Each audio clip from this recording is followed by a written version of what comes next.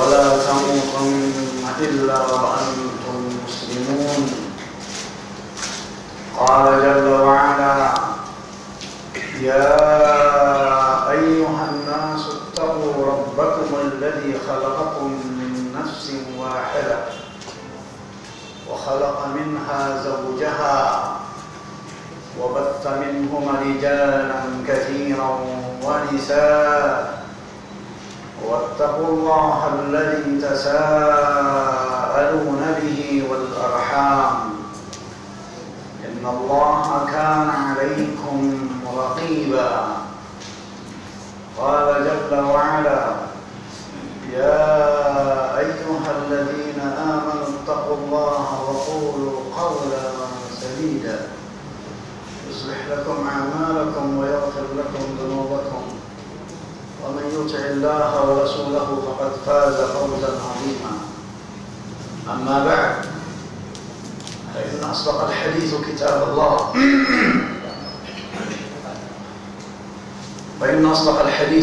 الله وخير الهدي هدي محمد صلى الله عليه وآله وسلم وشر الأمور محدثاتها وكل محدثة بدعة وكل بدعة ضلالة وكل ضلالة في النار. السلام عليكم ورحمة الله. أيها الإخوة في الله, pertama-tama kita panjatkan puji dan syukur kepada Allah Subhanahu yang berada di arasy-Nya mulai sejak hari ke-7 setelah Ia menciptakan segala sesuatu.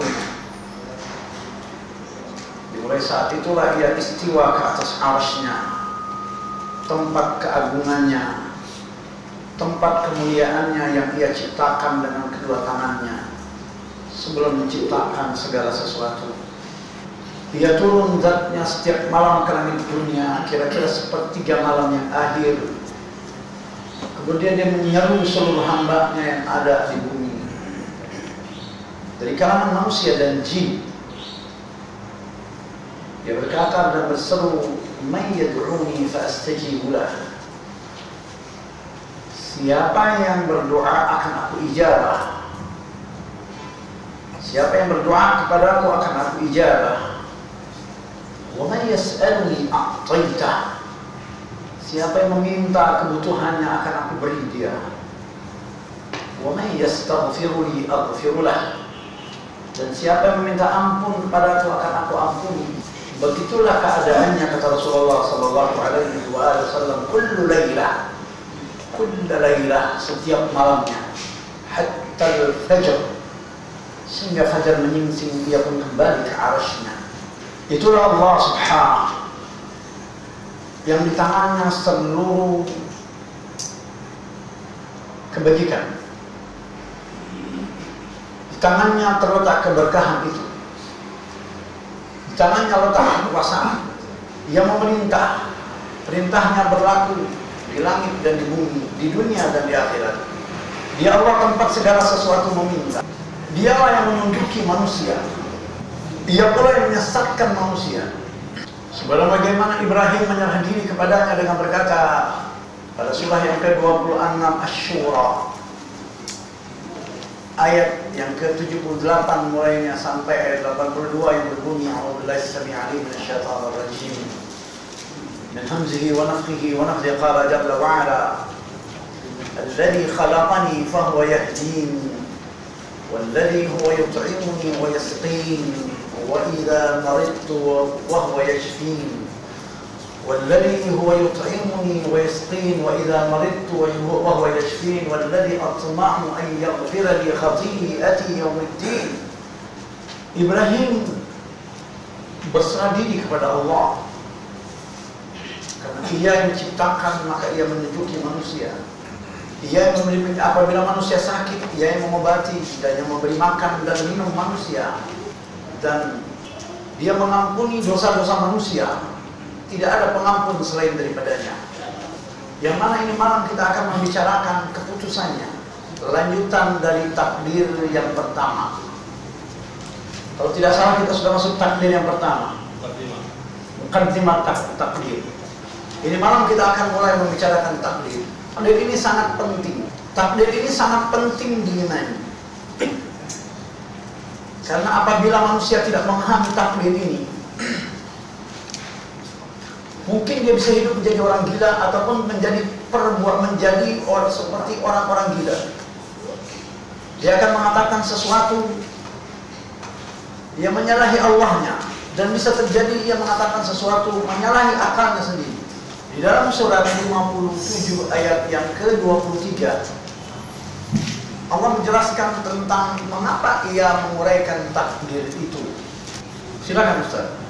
لكي لا تأسوا على ما فاتكم ولا تفرحوا بما آتاكم والله لا يحب كل مختال فخور.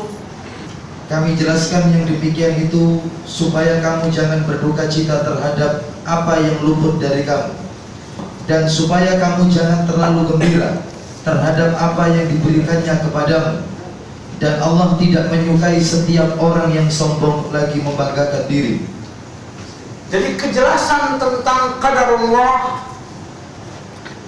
Allah beritahu manusia bahwasanya ia telah mentakdirkan segala sesuatunya agar manusia tidak terlalu berduka cita terhadap apa yang telah luput darinya, dan supaya ia tidak terlalu bergembira dengan apa yang telah dia capai.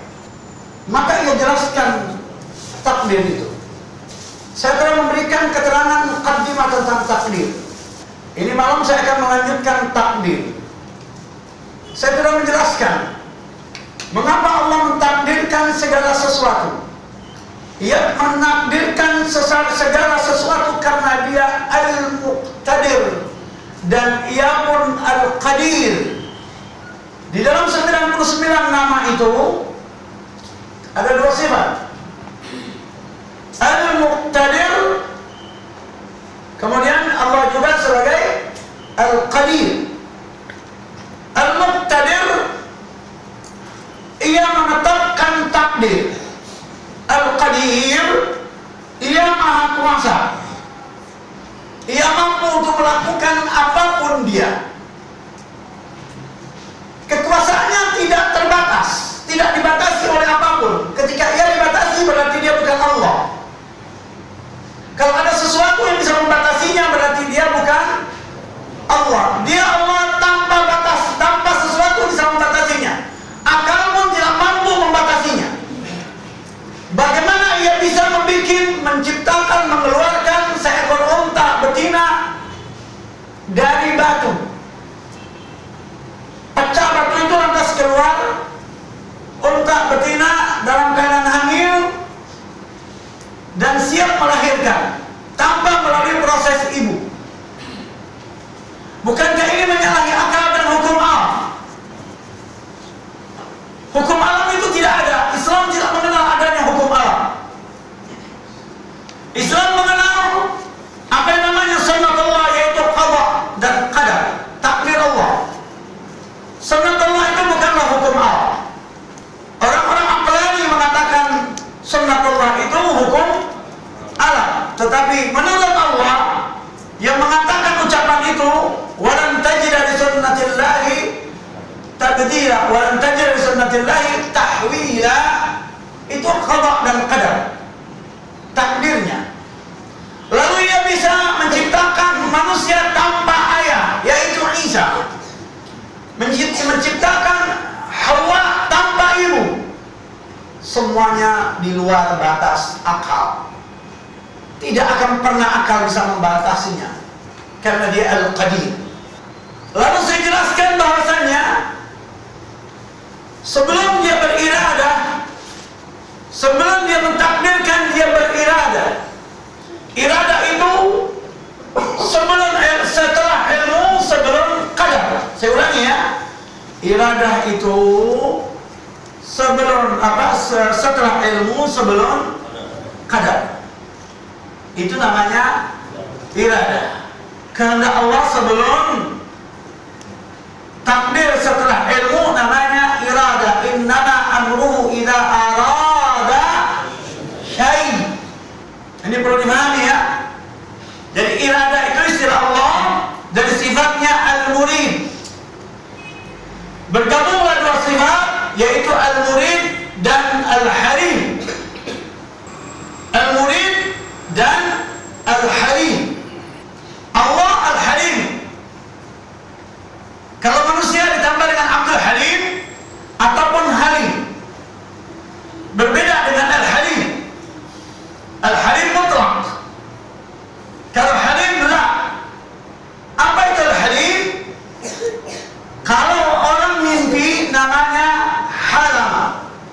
Mimpi itu kelihatan nggak? Terbayang atau tidak? Di saat Allah beriradah, berkehendak untuk menciptakan segala sesuatu, halama. Dia bayangkan segala sesuatunya. Dia membayangkannya dasarnya apa? Al-alim. Berilmu. Tanpa ilmu bisa nggak dia membayangkan? Bisa atau tidak? Lah, tidak bisa. Kenapa dia bisa membayangkan? Karena dia al-alim. Maka halama. Dia bayangkan segala sesuatu. Berarti segala sesuatunya telah terkena ilmu. Tidak ada yang tidak terkena ilmu Allah. Sebelum segala sesuatu ada, dia sudah tahu keberadaan sesuatu itu, bentuknya seperti apa, warna, gede, dan semuanya. Saya kasih contoh. Ketika orang mau bangun rumah atau bangun bangunan apapun dia harus melihat lokasi dulu. Tanpa melihat lokasi tanah, dia tidak bisa membayangkan. Sahih? Allah tanpa menciptakan bumi terlebih dahulu, dia bisa membayangkan. Ini luar biasa. Tanpa sebab. Allah bisa menciptakan sesuatu tanpa sebab. Kemudian yang kedua, setelah orang itu menemukan tempat, lalu menyatakan akan dibangunkan, lalu ia setelah melihat tempat itu barulah terbayang di kepalanya. Saya adalah, setelah terbayang di kepalanya, dia terbayang jelas dengan desainnya, warnanya, semuanya. Betul apa enggak? Baru setelah itu dia tulis di kanvas. Sahih? Sahih? Nah, setelah Allah bayangkan semuanya dan telah masuk dalam ilmunya, baru dia tulis di dalam Lauhul. Ketika ia menulis di Lauhul Mahfuz, itulah namanya faham. Kata orang sekuler, komputer menyimpan data abadi, kan gitu. Tapi begitu datanya hilang, error nggak di sininya? Error kan? Kenapa dia error? Karena dia punya penyakit lupa. Allah tidak pernah lupa. Butuh nggak data itu? Tidak butuh, tetapi dia bikin. Subhanallah. Karena Allah Tabaraka wa Ta'ala tidak pandai lupa. Kalau begitu butuh nggak Lauhul Mahfuz? Tidak butuh. Hanya dia bikin Lauhul Mahfuz itu. Dia tulis. Ketika dia menghendaki untuk mentakdirkan, menggaransi segala sesuatunya, dia perintahkan kalam itu untuk menulis. Kalam itu diciptakan oleh Allah yang ada dalam surat Nun Al-Qalam ayat 1 tafsir Ibnu Katsir. Silakan yang 1 sampai 4 baca Ustaz ayatnya.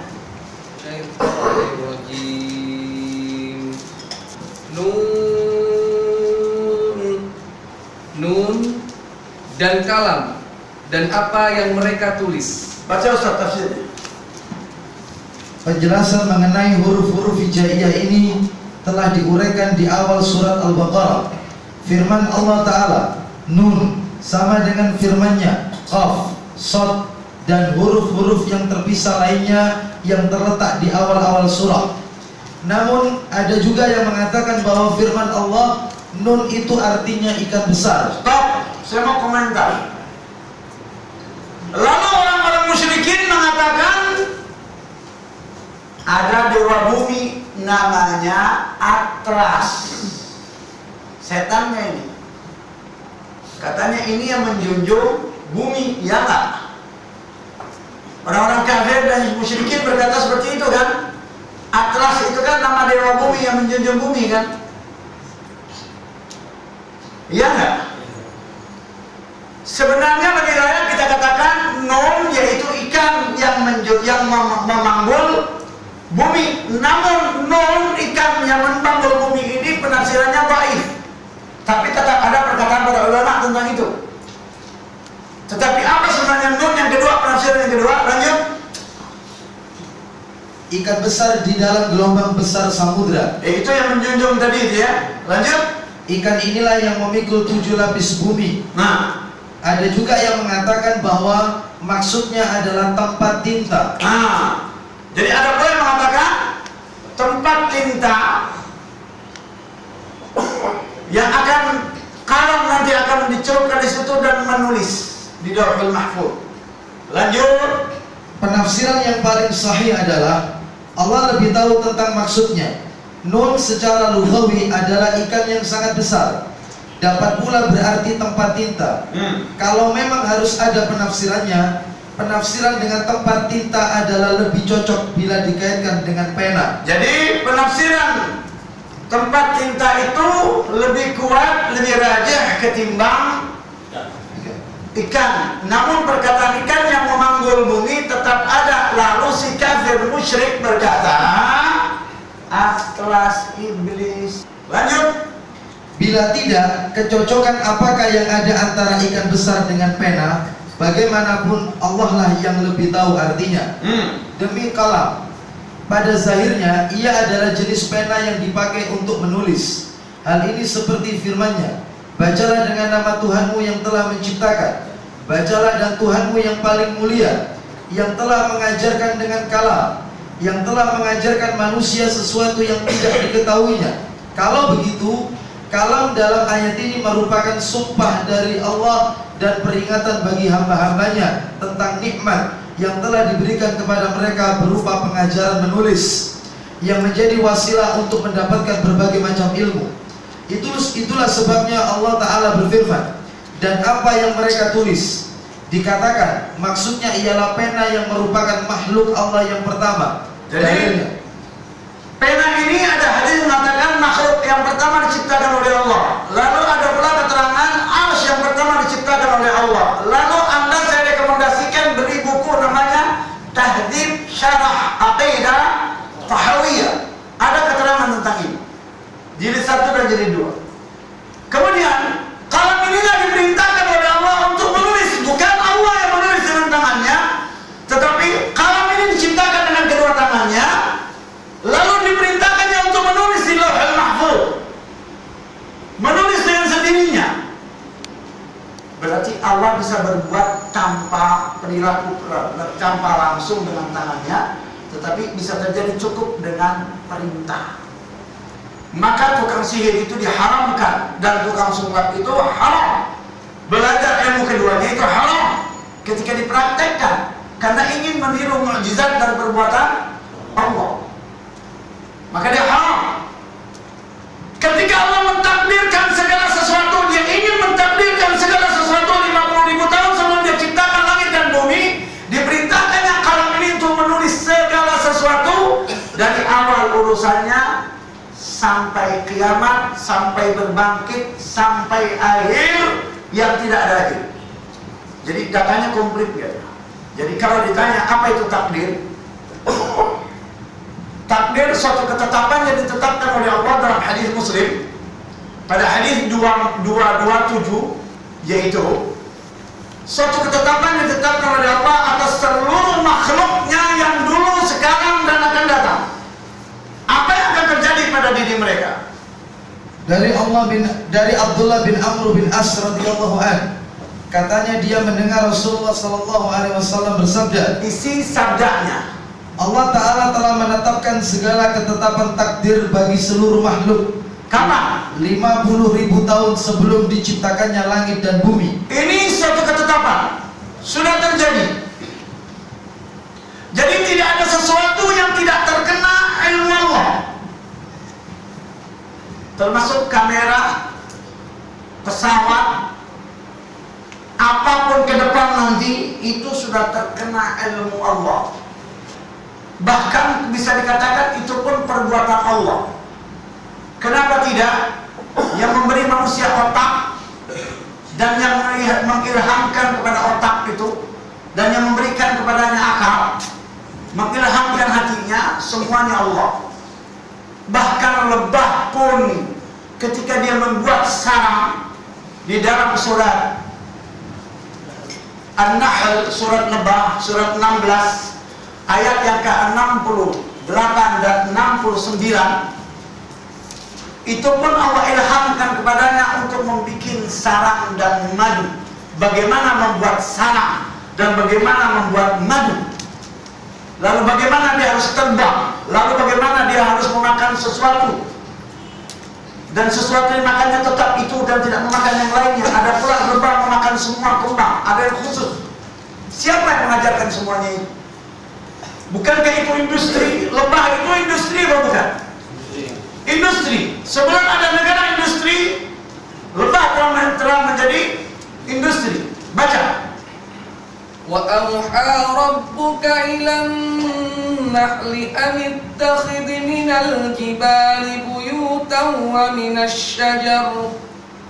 الشَّجَرِ وَمِمَّا يَعْرِشُونَ. Tafsir hijau Ustaz. Lanjut.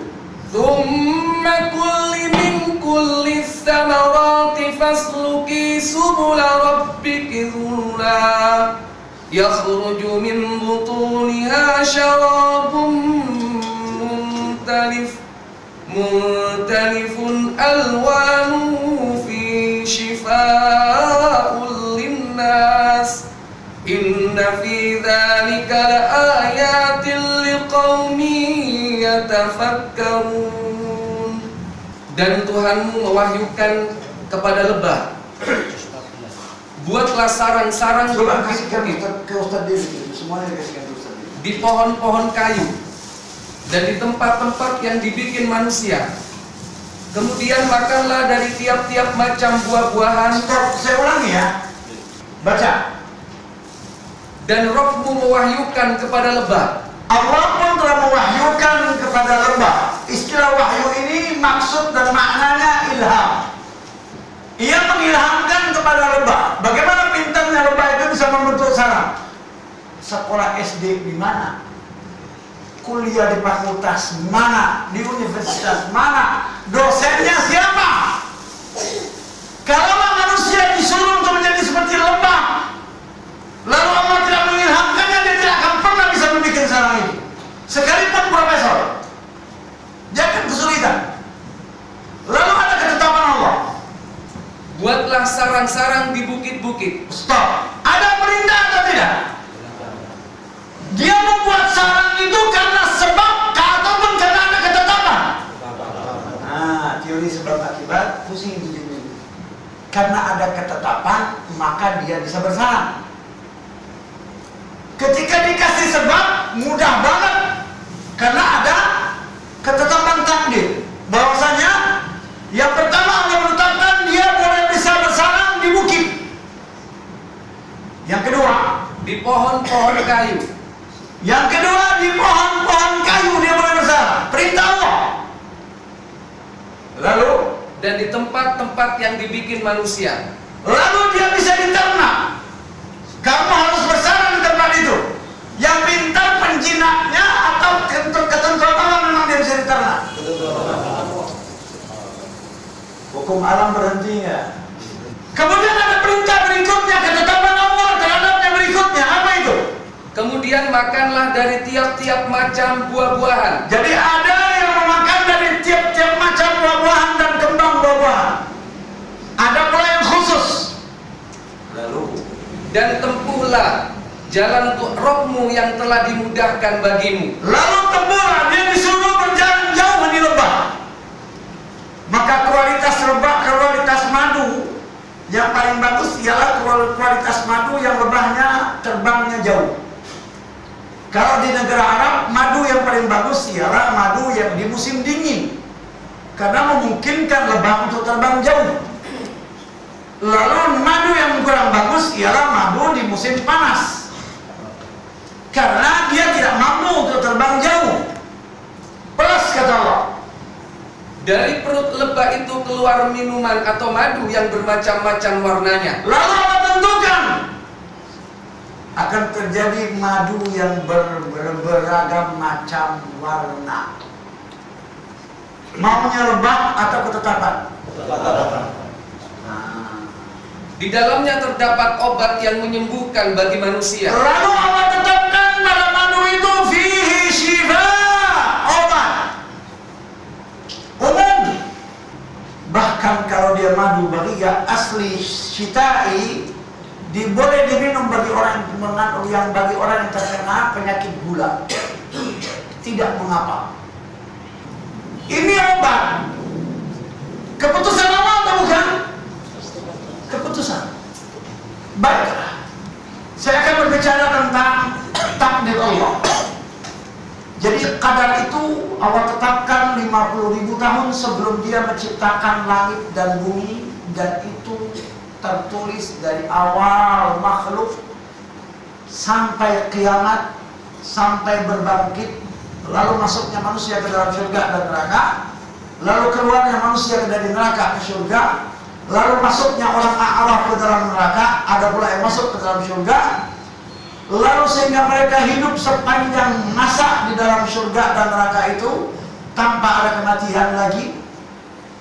Itu semuanya telah terprogram dalam Lauhul Mahfuz. Hadis yang kedua 277 dari hadis Abdullah bin Amr bin As. Hadis ini menjelaskan surat 57 Al-Hadid, ayat yang ke-22. Tafsir hijau siap Ustaz? Silakan. A'udzu billahi minasyaitonir rajim. Ma asaba min musibatin fil ardi wala fi anfusikum illa fi kitabim min qabli an nabra'a inna dzalika 'ala Allahi yasir. Tiada suatu bencana pun yang menimpa di bumi. Jadi Dia tetapkan tidak ada suatu bencana menimpa di bumi. 1, 2, dan tidak pula pada dirimu sendiri. Tidak pula pada dirimu sendiri apabila tertimpa bencana. 3, melainkan telah tertulis di dalam diri. Tidak pula pada dirimu sendiri apabila tertimpa bencana. 3, melainkan telah tertulis di dalam kitab Lauhul Mahfuz sebelum kami menciptakannya. Jadi ia telah ditentukan sebelum diciptakan. Mana lebih dahulu antara musibah dengan bendanya yang ditentukan, diciptakan? Timbul pertanyaan, mana terlebih dahulu antara musibah, ketentuan musibah dengan bendanya yang akan terkena musibah? Ketetapannya dulu, baru diciptakan bendanya. Menyalahi akal atau rasional? Menyalahi akal. Karena Allah tidak pernah memberikan bereksperimen. Jadi saya ulangi, Allah tidak pernah bereksperimen. Tidak seperti pendapat Darwin, seakan-akan Allah ini pernah bereksperimen. Sebelum Adam ada Adam sebelumnya. Ini pendapat Jill yang diadopsi dari pendapat Darwin. Babun, manusia itu asalnya babun, berproses lalu menjadi manusia. Darwin pertama atau kakeknya, baru bapaknya, baru Darwin. Perkataannya kan seperti itu. Berarti berproses. Babun berproses jadi kakeknya Darwin, baru jadi bapaknya Darwin, baru jadi Darwin sempurna manusia. Lah, kita katakan Allah tidak berbuat berdasarkan eksperimen. Dia ciptakan Adam langsung. Ini perlu dipahami dengan benar. Jadi Allah tetapkan dulu takdirnya, ketetapan musibahnya, seluruh akan terjadi. Sepakat atau tidak? Lalu itu program umum, ketetapan takdir secara umum. Lalu ada ketetapan takdir secara khusus setiap individu. Buka hadis Muslim 2272 dari Abdullah radhiyallahu anhu. Apa kata Abdullah? Katanya Rasulullah sallallahu alaihi wasallam yang mutlak benar menceritakan kepada kami. Apa isi ceritanya? Sesungguhnya proses penciptaan seseorang kamu setelah berada dalam perut ibunya selama 40 hari. Lalu kemudian dia menjadi alaqah. Oke. Apa alaqah itu? Segumpal darah. Kemudian selama 40 hari. Selama 40 hari kemudian nggak boleh dipotong.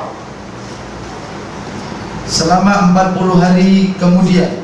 Menjadi apa? Menjadi mudghah. Mudghah. Apa mudghah itu? Segumpal daging. Lalu selama 40 hari kemudian menjadi apa? Diutus malaikat meniupkan ruh jiwa kepadanya. Lalu ditiup lalu. Kemudian diperintahkan kepada malaikat menuliskan 4 ketetapan. 4 ketetapan. Apa itu? Yaitu mengenai rizkinya, ajalnya, amalnya, dan celaka atau bahagia. Stop. Kembali ke hadis pertama. Ketetapan hadis pertama 2272. Dari Abdullah radhiyallahu an katanya, Rasulullah sallallahu alaihi wasallam yang mutlak benar menceritakan kepada kami. Apa itu? Sesungguhnya proses penciptaan seseorang kamu setelah berada dalam perut. Ini khusus atau umum? Khusus. Saya ulang ya, ini khusus. Nukilan yang ada dari ketentuan yang ada di dalam Lauhul Mahfuz. Kapan ketentuan ini? 120 hari ditiupnya ruh. Ketentuan 4 hal ini kapan?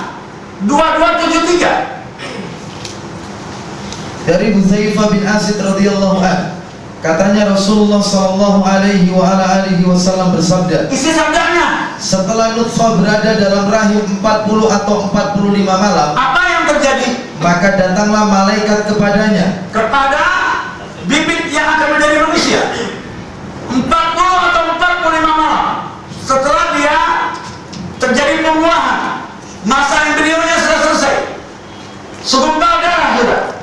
Apa yang terjadi? Seraya bertanya kepada Allah Ta'ala, malaikat ini masuk ke dalam kandungan sang perempuan, menyalahi akal lagi atau tidak? Ya. Karena keberadaan mereka tidak bisa dibuktikan dengan pembuktian sains, tidak bisa dibuktikan dengan pembuktian logika, karena kedudukan mereka gaib. Bagaimana dia bisa mengecil? Malaikat ini makhluk Allah sangat besar. Bagaimana dia bisa mengecil? Ini bercerita logika, otak, akal, atau iman? Sesuatu yang diimani. Setelah diimani baru bisa diungkapkan pembuktiannya. Lanjut. Ya Rabb, apakah dia ini celaka atau bahagia? Jadi pertanyaan malaikat ketika masuk ke dalam kantong rahim sang perempuan, setelah terjadi pembuahan, baik dia hasil zina ataupun hasil segalanya, halal ataupun haram, mereka tetap akan masuk dan bertanya kepada Rabb penciptanya. Pertanyaannya apa? Ya Rabb, apakah dia ini celaka atau bahagia? 2. Maka ditulisnya salah satu di antara keduanya. Salah satu ditulis.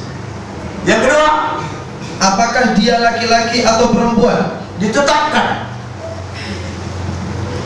Ketentuan bukan, takdir atau bukan, nukilan atau bukan, nukilan atau bukan, takdir nukilan. Dari mana nukilnya? Lauhul Mahfuz. Yang mana tadinya ialah takdir umum. Lanjut. Maka ditulisnya salah satu di antara keduanya. Salah satu di antaranya, di antara keduanya ditulis. Maka manusia pun tidak tahu. Lanjut.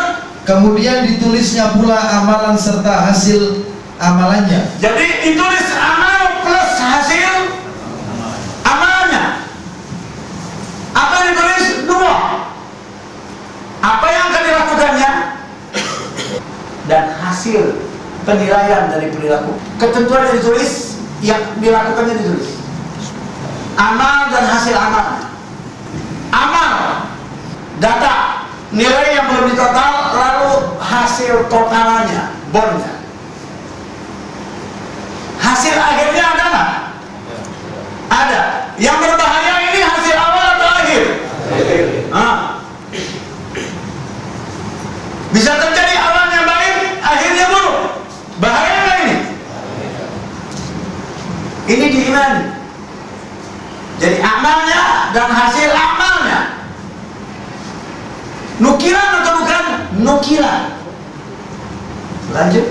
Ajalnya dan rizkinya. Ajalnya ditulis, rezekinya pun ditulis, tidak boleh selisih sedikit pun. Bagaimana wanita kafirah di masa Tsamud? Setelah semua terkena gempa kecuali Saleh, Nabi Allah Saleh alaihissalam dan sahabatnya, dan sisa 2 orang, salah satu wanita kafirah yang membenci Saleh. Dia dipending oleh Allah kematiannya sampai dia harus minum dulu segelas air minum. Jatah dia atau bukan? Boleh sisa atau tidak? Berarti ajal dan rezeki berbarengan. Dia tidak akan mati selagi masih ada rezekinya. Tetapi dia harus mati ketika jatahnya tidak ada.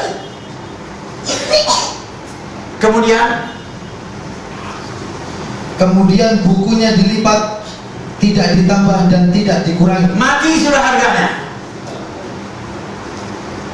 Dan ini tidak diketahui oleh manusia. Ini takdir yang wajib diimani. Saya belum berbicara tentang menyikapinya. Saya baru berbicara tentang mengimaninya. Ini wajib diimani substansi. Dan tidak boleh dibikin permasalahan dalam teknik. Karena tidak ada orang tahu persis apa yang diinginkan oleh Allah dan dikehendaki oleh Allah. Seperti perkataan Isa kepada Allah ketika Allah bertanya padanya pada surat 5 ayat 116. Apa kata Isa? A'udzu billahi minasy syaithanir rajim.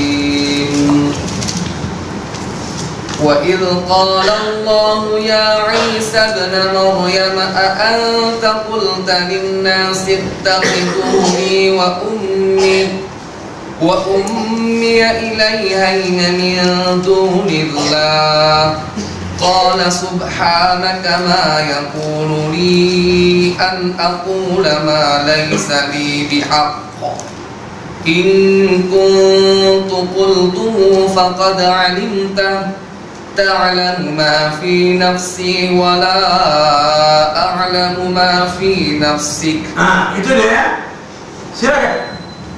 Dan ingatlah ketika Allah berfirman, apa kata Allah? Hai Isa putra Maryam, adakah kamu mengatakan kepada manusia, jadikanlah aku dan ibuku 2 orang Tuhan selain Allah? Isa menjawab, Maha suci Engkau, tidaklah patut bagiku mengatakan apa yang bukan hakku mengatakannya. Jika aku pernah mengatakannya, maka tentulah engkau telah mengetahuinya. Kalau Isa pernah mengatakan itu dan semua manusia pernah berbicara, Allah pasti tahu. Karena dia juga mendengar selain daripada mengetahui. Lanjut kata Isa terhadap sifat Allah. Engkau mengetahui apa yang ada pada diriku, dan aku tidak mengetahui apa yang ada pada diri engkau. Jadi manusia tidak tahu apa yang ada pada diri Allah, apa ketetapan Allah dan keputusan Allah terhadap dirinya. Tetapi apa yang direncanakan oleh manusia, Allah sangat amat tahu berdasarkan hujjah ini. Dan itu pula yang dikatakan oleh Rasulullah SAW.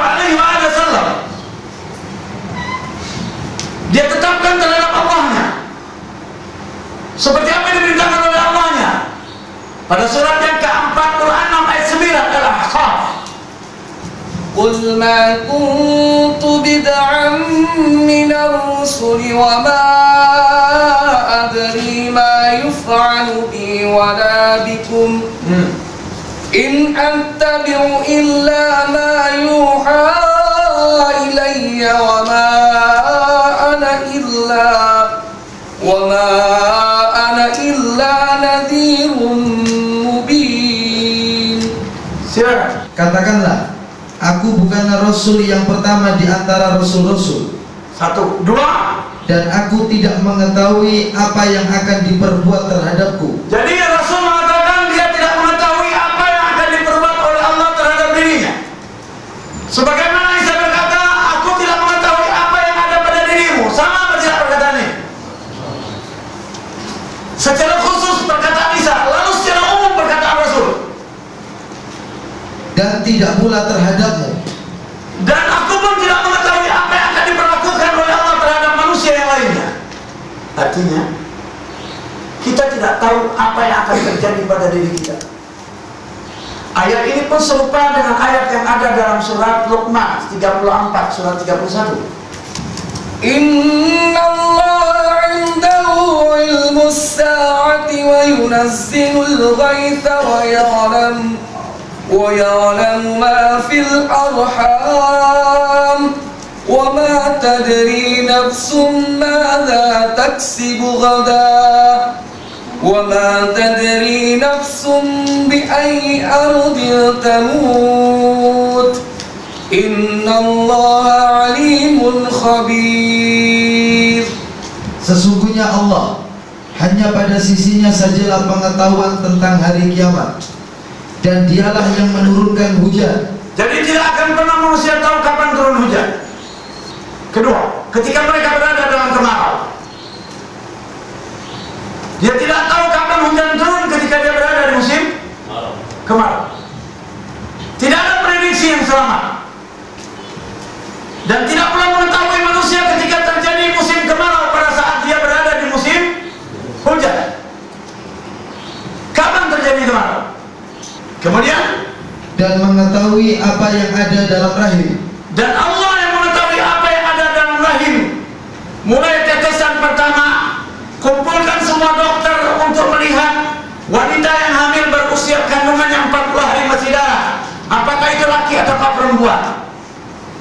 Berhenti otak dokter dan peralatannya dan kekufurannya. Lalu, dan tiada seorang pun yang dapat mengetahui dengan pasti apa yang akan diusahakannya besok. Bagaimana usahanya besok hari dan apa yang dilakukannya besok hari pun secara pasti tidak ada yang tahu. Yang pasti hanya di sisi Allah karena dia tidak pandai lupa. Yang pasti hanya di sisi Allah karena dia menetapkan takdir. Lanjut. Dan tiada seorang pun yang dapat mengetahui di bumi mana dia akan mati. Dia tidak tahu kematiannya itu menimpanya di mana. Di bumi yang mana dia secara rinci dia tidak paham. Artinya manusia tidak akan pernah memahami dan tidak akan pernah tahu tentang takdir. Kapan apa dan apa yang akan ditentukan kepadanya. Maka di sini kita wajib iman terhadap berita yang disampaikan oleh Allah. Di sinilah letak iman. Saya belum berbicara tentang bagaimana menyikapi takdir, tetapi bagaimana mengimani takdir. Kemudian perlu Anda pahami dan Anda mengerti tentang hal ini. Seperti apa yang ada pada surat yang ke-42 ayat 30. Siap tafsirnya yang hijau? Berarti ada dua tafsir. Surat 57 ayat 22 dan surat 42 ayat 30. Silakan. وَمَا أَصَابَكُم مِّن مُّصِيبَةٍ فَبِمَا كَسَبَتْ أَيْدِيكُمْ وَيَعْفُو عَن كَثِيرٍ. Silakan. Dan apa saja musibah yang menimpa kamu, maka adalah disebabkan oleh perbuatan tanganmu sendiri. Nah, Allah menjelaskan pada surat 32, pada surat 42 ayat 30 yang katakan seluruh musibah yang menimpamu karena sebab usaha tanganmu sendiri. Tetapi pada surat yang ke-57 ayat 22 yang mengatakan seluruh musibah yang mengenamu dan mengenai bumi karena ketetapan Allah Subhanahu. Bagaimana Anda kalau dikomplain oleh orang tua ayat ini? Ayat ini 57 ayat 22 ketika Anda dikomplain orang dengan surat 42 ayat 30. Coba pegang dua terjemah. Pegang surat 57 dan pegang surat 30. Silakan dan Anda dengarkan dengan baik, tabrakan atau tidak ayat ini. Silakan. ما أصاب من مصيبة في الأرض ولا في أنفسكم إلا في كتاب من قبل أن نبرأها إن ذلك على الله يسير. 30 42 30. وما أصابكم من مصيبة فبما كسبت أيديكم ويعفو عن كثير. Sekarang baru baca terjemah dua-duanya. 57 dulu, baru 30 terjemahnya. Dengarkan saya baik-baik, dengarkan ayat ini. Tiada suatu bencana pun yang menimpa di bumi, dan tidak pula pada dirimu sendiri, melainkan telah tertulis di dalam kitab Lauhul Mahfuz sebelum kami menciptakannya. Sesungguhnya yang demikian itu adalah mudah bagi Allah. Dan apa saja musibah yang menimpa kamu, maka adalah disebabkan oleh perbuatan tanganmu sendiri, dan Allah memaafkan sebagian besar dari kesalahan-kesalahanmu. Supaya lebih kecil, baca Ustaz, saya bilang stop, ulangi. Tiada suatu bencana pun yang menimpa di bumi, dan tidak pula pada dirimu sendiri, melainkan telah tertulis di dalam Lauhul Mahfuz. Dan apa saja musibah yang menimpa kamu, maka adalah disebabkan oleh perbuatan tanganmu sendiri. Bertentangan nggak? Ulangi lagi. Tiada suatu bencana pun yang menimpa di bumi, dan tidak pula pada dirimu sendiri, melainkan telah tertulis di dalam kitab Lauhul Mahfuz. Dan apa saja musibah yang menimpa kamu, maka adalah disebabkan oleh perbuatan tanganmu sendiri. Bertentangan nggak? Buka surat 4 ayat 82. Bertentangan atau tidak? Dengarkan bagaimana kata Allah. Afala yatadabbaruna al-Qur'an walau kana min 'indi ghairillahi lawajadu fi ikhtilafan katsira. Maka apakah mereka tidak memperhatikan Al-Quran? Kalau kiranya Al-Quran itu bukan dari sisi Allah, tentulah mereka mendapat pertentangan yang banyak di dalamnya. Bertentangan nggak dari ayat Quran? Bertentangan atau tidak? Lalu Allah menolaknya atau menerimanya? Allah menerima atau menolak? Ulangi. Maka apakah mereka tidak memperhatikan Al-Quran? Kalau kiranya Al-Quran itu bukan dari sisi Allah, tentulah mereka mendapat pertentangan yang banyak di dalamnya. Ditolak atau diterima? Lalu bagaimana ini terjadi? Lalu bagaimana kalau Anda dikomplain oleh orang seperti ini, di jeblokin kayak gitu? Bagaimana menyikapinya? Ketahuilah hadis ayat 22, 57 itu Anda diperintah untuk iman. Dan surat 42 ayat 30 itu menyikapinya. Dua ayat ini seperti ayat yang ada dalam surat 4 ayat 78. Aynama takunu yudrikkumul maut walau kuntum fi burujin musyayyada wa in tusibhum hasanatun yaqulu hadhihi min 'indillah wa in tusibhum sayyi'atun yaqulu hadhihi min 'indik qul kullun min 'indillah fama lihaula'il qaumi la yakaduna yafqahuna haditha. Di mana saja kamu berada, kematian akan mendapatkan kamu, kendati pun kamu di dalam benteng yang tinggi lagi kokoh. Stop, ini satu kita tinggalkan. Mulai poin lanjut. Poin kedua, mulai satu. Dan jika mereka memperoleh kebaikan, mereka mengatakan ini adalah dari sisi Allah. Dua. Dan kalau mereka ditimpa sesuatu bencana, mereka mengatakan ini datangnya dari sisi kamu Muhammad. Tiga. Katakanlah semuanya datang dari sisi Allah. Tabrakan nggak ini? Tabrakan nggak? Satu ayat. Sekarang memanage.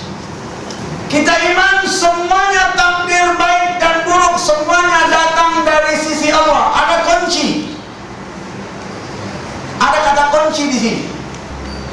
Itu kita katakan iman kepada seluruh takdir Allah baik ataupun baik.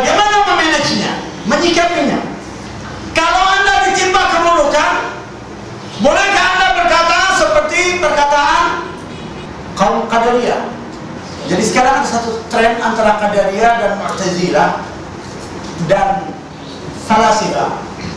Takdir itu tidak ada. Mereka bermain dengan sebab akibat, meninggalkan iman.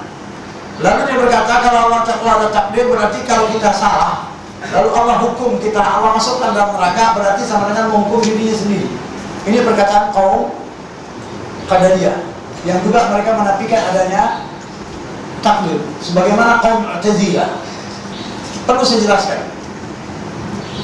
Kita katakan kita iman terhadap seluruh takdir Allah, baik ataupun buruk. Lalu bagaimana kita ketika mendapatkan keburukan? Apakah kita katakan Allah yang memberikan keburukan? La. Bagaimana caranya? Allah itu satu zat yang memiliki sifat al-mutakabbir, sombong. Dia memiliki kibriya, kesombongan. Maka kesombongannya ia tidak menerima keburukan kembali kepadanya. Dia hanya menerima kebajikan yang kembali kepadanya. Padahal yang menetapkannya dia atau bukan? Baca 79 ya Ustaz. Apa saja nikmat yang kamu peroleh adalah dari Allah, dan apa saja bencana yang menimpamu maka dari kesalahan dirimu sendiri. Ini kesombongan atau bukan? Ya. Pertama dia katakan semua darinya, lalu tiba-tiba dia batalkan sepihak, bahwasanya kebajikan hanya darinya, keburukan tidak kembali kepadanya. Kenapa? Karena dia al-mutakabbir. Itu kunci pertama. Kunci kedua, pemahaman yang kedua ya, yang pertama bahwasanya seluruh ketetapan Allah itu yang merealisasinya bukan Allah tetapi Anda. Iya atau tidak? Siapa yang harus disalahkan? Saya ulangi kembali. Seluruh takdir Allah itu yang merealisasinya manusia atau Allah? Siapa yang harus disalahkan? Manusia. Lalu ada kunci ketiga, pemahaman yang ketiga. Kenapa musibah itu diberikan kepada manusia? 42-30, yaitu karena disebabkan dosa manusia. Musibah menimpanya disebabkan karena dosa yang ia lakukan. Poin yang keempat, kunci yang keempat, poin yang keempat ya, musibah itu diberikan agar Allah menghapuskan semua dosanya, agar ia tidak dituntut di negeri akhir kelak nanti. Cair atau tidak? Kembali atau tidak? Poin yang keempat, kunci yang keempat, poin yang keempat ya, musibah itu diberikan agar Allah menghapuskan semua dosanya, agar ia tidak dituntut di negeri akhir kelak nanti. Cair atau tidak? Kembali atau tidak? Inilah namanya wa idza asabatum musibatun qalu inna lillahi wa inna ilaihi raji'un. Kembali atau tidak? Kembali. Bagaimana kembalinya? Mengikuti apa yang telah ditentukan oleh Allah. Baca tafsirnya hadis, kemudian baca surat Asy-Syura. Tafsirnya. Surat 57 ayat 22. Silakan. Allah Ta'ala menceritakan tentang takdirnya yang telah ditetapkan terhadap makhluknya sebelum dia memulai menciptakannya. Allah Ta'ala berfirman, tidak ada suatu bencana pun yang menimpa di bumi dan tidak pula pada dirimu sendiri, yakni di ufuk maupun di dalam diri kalian. Di ufuk maupun di dalam diri kalian. Tahukah Anda ufuk? Ufuk itu di atas jauh. Ada namanya ufuk al-a'la, ada ufuk namanya matahari terbit itu, terbenam. Lalu ke sana. Ada yang katakan ufuk yang ada di Sidratul Muntaha. Wa huwa fil ufuqil a'la. Lanjut. Melainkan telah tertulis dalam kitab Lauhul Mahfuz sebelum kami menciptakannya, yakni sebelum kami Allah menciptakan manusia dan makhluk hidup lainnya. Sedangkan yang lain mengatakan, yakni sebelum kami menciptakannya kembali kepada dirimu. Itu perkataan ulama yang lain. Lanjut. Dan ada pula yang mengatakan bahwa kata itu kembali kepada musibah. Dan yang paling benar bahwa kata itu kembali kepada penciptaan makhluk dan umat manusia karena adanya dalil ayat yang mengarah ke sana. Jadi hak di ujung itu kembali kepada apa yang menimpa manusia dan hal alam ataupun manusia itu sendiri dan musibah itu. Lanjut. Qatadah mengatakan, Apa kata Qatadah? tidak ada suatu musibah pun yang menimpa di bumi. Lebih lanjut ia mengatakan, yakni musim kemarau, dan tidak pula pada dirimu sendiri. Qatadah berkata, yakni lapar dan rasa sakit. Kemudian ia mengatakan, telah sampai kepada kami bahwasanya tidak ada seorang pun yang tertimpa musibah. Contoh? Dengan tertusuk kayu kakinya, Lanjut. terkena batu, Ataupun terkena batu. Lanjut. dan uratnya putus, Ataupun uratnya putus. melainkan disebabkan oleh suatu dosa, dan yang dimaafkan oleh Allah adalah lebih banyak. Kesemuanya itu musibah kan terjadinya karena dosa yang manusia lakukan. Maka dia pun terkena musibah. Musibahnya ketetapannya sudah terjadi atau belum? Sudah ditetapkan atau belum? Musibahnya sudah terjadi atau belum? Belum. Ketika musibahnya terkena manusia, Allah berkata, itu disebabkan dosamu. Sombong nggak? Sombong atau tidak? Karena dia, sebagaimana Rasulullah SAW pernah berdoa ketika beliau salat qiyamul lail atau salat tahajud, al-khairu kulluhu fi yadik wasyarru laisa ilaik.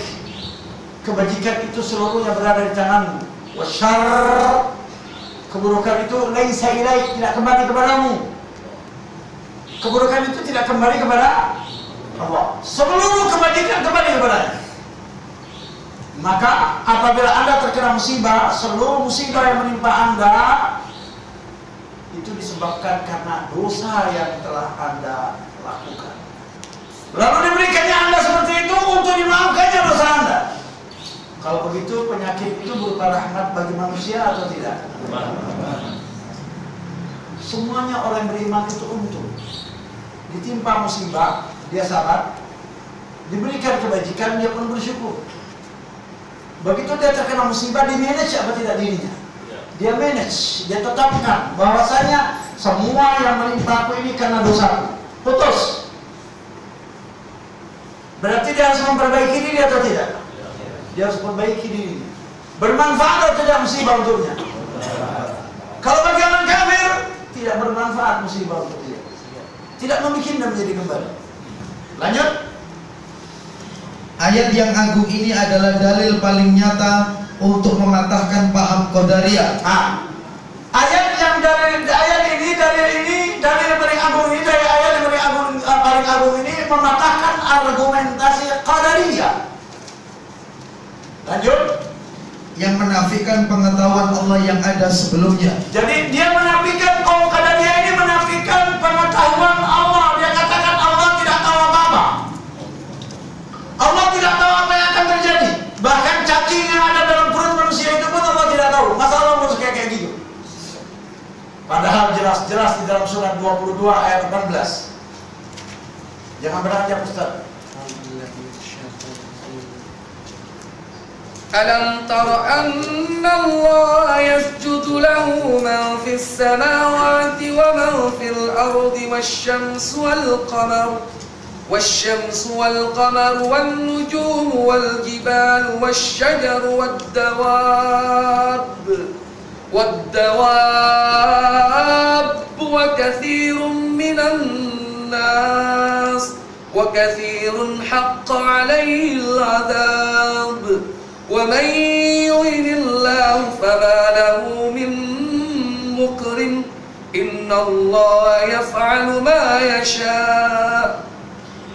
Apakah kamu tiada mengetahui bahwa kepada Allah bersujud apa yang ada di langit, di bumi, matahari, bulan, bintang. Stop. Mulai sekarang. Lanjut. Gunung, pohon-pohonan, binatang-binatang. Ya, wadawab, binatang yang melata. Ad-dawab, binatang yang melata. Cacing itu mengatakan, bagaimana dia tidak tahu? Baru dia bertasbih kepadanya. Jadi ayat ini mementahkan argumentasi kaum Qadariyah, yang mana kaum Qadariyah ini sangat buruk. Dia mengatakan tidak adanya pengetahuan Allah. Allah tidak memiliki pengetahuan kecuali setelah terjadi baru Allah tahu. Jadi terjadi dulu baru tahu. Ini menurut pemahaman Qadariyah plus sekuler plus ateis. Jil juga berkata Allah itu tidak tahu melainkan setelah terjadi segala sesuatu baru dia tahu. Menurut Ahlus Sunnah wal Jamaah, menurut aqidah Ahlus Sunnah wal Jamaah, generasi awalnya ialah as-sahaba, bahwasanya pengetahuan Allah telah mendahului segala sesuatunya. Tak ada sesuatu melainkan telah terkena ilmu Allah, seperti apa yang telah ditetapkan oleh Allah pada surat 65 ayat 12. Allahul ladzi khalaqa sab'a samawati wa minal ardi mithlahunna yatanazzalu al-amru bainahunna lita'lamu anna Allah ala kulli shay'in qadir wa anna Allah qad ahata bi kulli shay'in 'ilma. Allah lah yang menciptakan 7 langit dan seperti itu pula bumi. Perintah Allah berlaku padanya agar kamu mengetahui bahwasannya Allah Maha Kuasa atas segala sesuatu, dan sesungguhnya Allah ilmunya benar-benar meliputi segala sesuatu. Jadi Allah itu ilmunya telah meliputi segala sesuatunya. Allah mengingkari perkataan kaum Qadariyah, dan begitu pula perkataan kaum Mu'tazilah yang mengatakan takdir Allah itu tidak ada. Mu'tazilah menafikan adanya takdir qadar, kaum Qadariyah menafikan adanya ilmu Allah. Jadi kelompok 72 ini mereka gagal dalam memahami asma dan sifat. Lanjut Ustaz, tafsir Al-Hadith tadi. Imam Ahmad meriwayatkan dengan sanadnya. Apa katanya? Dari Abdullah bin Amr bin As, ia berkata, aku pernah mendengar Rasulullah sallallahu alaihi wasallam bersabda. Apa sabda? Sesungguhnya Allah telah menetapkan takdir-takdir ketentuan makhluk 50.000 tahun sebelum langit dan bumi diciptakan. Muslim meriwayatkan di dalam kitab sahihnya dari hadis Abdullah bin Wahab. Ibnu Wahab menambahkan, dan adalah arsy-Nya berada di atas air. Demikian yang diriwayatkan oleh At-Tirmidzi. Ia mengatakan hadis tersebut hasan sahih. Jadi tentang arsy Allah berada di atas air itu yang menambahnya ya Al-Wahhab, dan hadis itu kata Tirmidzi hadis hasan sahih. Lanjut Firman-Nya, sesungguhnya yang demikian itu adalah mudah bagi Allah. Artinya bahwa ilmu Allah mengetahui tentang segala sesuatu sebelum penciptaan. Jadi dia telah mengetahui segala sesuatu sebelum penciptaan. Kapan itu? Di saat dia berirada lalu dia halama. Maka malaikat yang memikul arsy itu berkata, lakal hamdu ala hilmika ba'da ilmik. Segala puji bagimu atas impianmu setelah ilmu.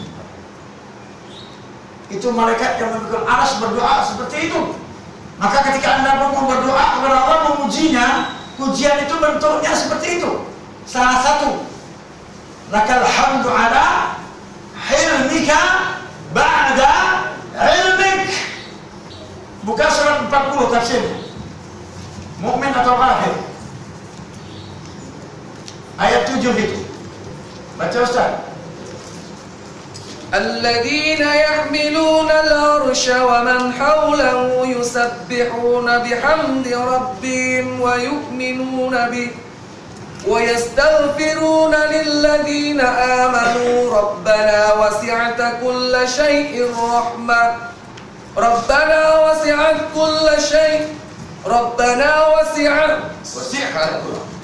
Rabbana wasi'ta kulla syai'in rahmatan wa ilman faghfir lilladzina tabu wattaba'u sabilaka wa qihim adzabal jahim. Baca Ustaz tafsir langsung, terjemahan tafsir. Terjemahan tafsir. Allah Ta'ala mengabarkan tentang para malaikat muqarrabin membawa arsy dan malaikat karubihi yang berada di sekelilingnya. Jadi yang tawaf, ya sekelilingnya itu yang tawaf jumlahnya 4 orang. Nanti di hari kiamat semuanya 8. Lanjut. Bahwa mereka bertasbih dengan memuji Rabb mereka, yaitu mereka memperiringkan antara tasbih yang menafikan segala kekurangan bagi Allah serta pujian yang menunjukkan penetapan sifat-sifat terpuji baginya. Dan mereka beriman kepadanya, mereka khusyuk kepadanya serta hina di hadapannya, dan mereka memintakan ampun bagi orang-orang yang beriman, yaitu di antara penghuni bumi yang beriman dengan yang gaib. Jadi penghuni bumi yang beriman ini apabila mereka berdoa mendoakan saudaranya yang gaib, malaikat yang berada sekitar arsy itu mengaminkan doanya. Malaikat yang tawaf yang ada sekitar arsy itu mengaminkan doa orang tersebut. Lanjut. Lalu Allah Ta'ala menetapkan para malaikat muqarrabin untuk mendoakan orang-orang yang beriman di balik alam gaib. Dan dikarenakan hal ini termasuk perangai para malaikat yang mengaminkan doa orang beriman kepada saudaranya tanpa kehadirannya. Sebagaimana Jadi terjadi ketika Anda berdoa kepada Allah dan mendoakan akhuk, kakak ataupun adik Anda seayah ataupun anak am, sepupu ataupun kaum muslimin, ketika dia tidak ada di depan Anda sendirian mendoakan dia, itu malaikat yang ada di yang sekitar, yang berada di sekitar arsy itu mengaminkan, amin, amin katanya. Dia membantu agar Allah mau menerima, mengabulkan doa Anda. Maka ketika berdoa, doakanlah saudara Anda yang lainnya, supaya doa itu yang Anda minta bisa ikut berbareng diijabah, diaminkan oleh para malaikat. Lanjut. sebagaimana tercantum di dalam Sahih Muslim, jika seorang muslim mendoakan saudaranya tanpa kehadirannya, maka malaikat berkata, amin, dan bagimu dengan semisalnya. Bagimu dan semisalnya. Artinya, ketika Anda memintakan sesuatu untuk saudara Anda pun akan mendapat apa yang Anda mintakan untuk saudara Anda. Murah nggak Allah itu? Sangat murah. Maka banyaklah doa. Perbanyaklah doa ketika Anda berada dalam salat sunnah. Perbanyaklah doa ketika Anda di saat sujud, ketika melakukan salat sunnah, bukan salat wajib. Dan tidak membaca doa yang ada dalam Al-Quran ketika rukuk dan sujud di saat Anda berdoa. Bacalah doa yang lainnya. Lanjut. Jika mereka memintakan ampun kepada orang-orang yang beriman, mereka berkata, ya Rabb kami, rahmat dan ilmumu meliputi segala sesuatu, yaitu rahmatmu meliputi dosa-dosa dan kesalahan-kesalahan mereka. Itu doa para malaikat. Lanjut. Sedangkan ilmumu meliputi seluruh amal, ucapan, gerakan, dan diamnya mereka. Maka berilah ampunan kepada orang-orang yang bertaubat dan mengikuti jalanmu, yaitu maafkanlah orang-orang yang keliru jika mereka bertaubat, berserah diri dan mencabut diri dari perilaku mereka, serta mengikuti apa yang engkau perintahkan kepada mereka dengan melakukan kebaikan dan meninggalkan kemungkaran. Dan peliharalah mereka dari siksaan neraka yang menyala-nyala. Baik, buka 1-4. Tafsir 1-4. Langsung ke hadis. Lakal hamdu ala hifdzika ba'da ilmi. Allah Subhanahu wa taala memberitahukan tentang para malaikat memikul arsy.